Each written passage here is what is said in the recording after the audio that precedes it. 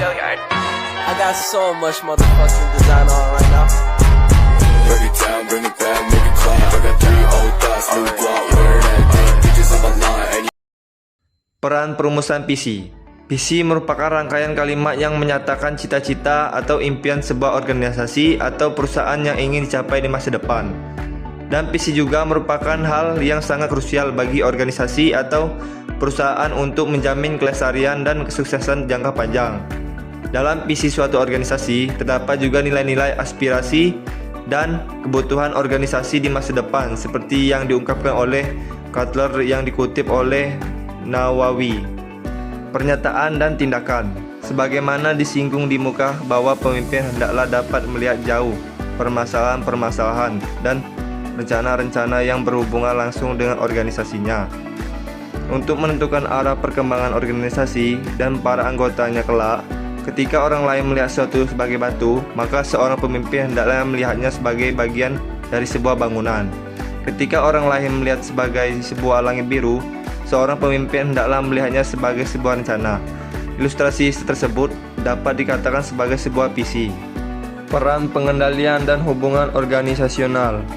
Peran pemimpin dalam pengendalian organisasional. 1. Pengambilan tindakan korektif. Mengambil keputusan cepat untuk memperbaiki penyimpangan dalam prosedur atau penggunaan sumber daya. 2. Menetapkan standar dan visi. Pemimpin merumuskan tujuan, visi, dan standar kinerja yang jelas sebagai panduan bagi anggota. 3. Pengawasan dan evaluasi. Memantau proses kerja dan hasil untuk memastikan keselarasan dengan rencana awal. 4. Pendelegasian. Memberikan kepercayaan dan wewenang kepada anggota untuk mengambil keputusan dalam batasan tertentu. Peran pemimpin dalam hubungan organisasional. 1. Memahami individu lain. Mengenali karakteristik positif dan negatif anggota. 2. Membangun komunikasi. Pemimpin menciptakan lingkungan yang kolaboratif, terbuka, dan sehat. 3. Manajemen konflik dan stres. Pemimpin bertindak sebagai penengah yang menyelesaikan konflik serta membantu mengelola stres karyawan. Peran pembangkit semangat. A. Pujian. Pujian dapat dilakukan dalam beberapa bentuk, antara lain berikut ini. 1. Penghargaan recognition, seperti ucapan terima kasih secara individual maupun di depan publik. Ungkapan rasa bangga, pemberian penghargaan dalam bentuk surat penghargaan, dan sebagainya.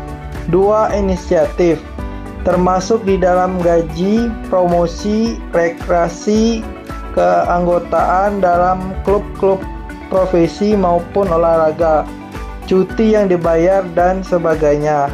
B. Dukungan dalam kurung support. Dukungan support adalah bantuan menyeluruh, emosional, informasional, praktis yang diberikan kepada karyawan agar mereka bisa bekerja efektif, merasa dihargai, dan sejahtera.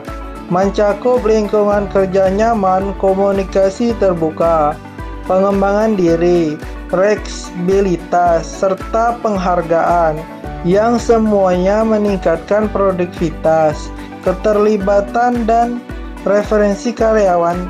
Ini bukan hanya soal fasilitas, tetapi juga budaya yang peduli terhadap kesejahteraan fisik dan mental karyawan.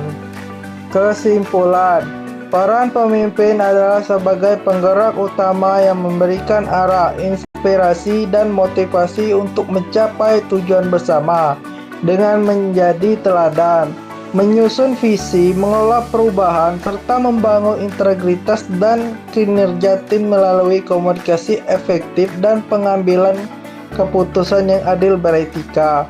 Pemimpin sejati menumbuhkan kualitas diri dari dalam diri, membekali tim dengan kemampuan, dan memastikan organisasi tetap relevan di tengah tantangan zaman.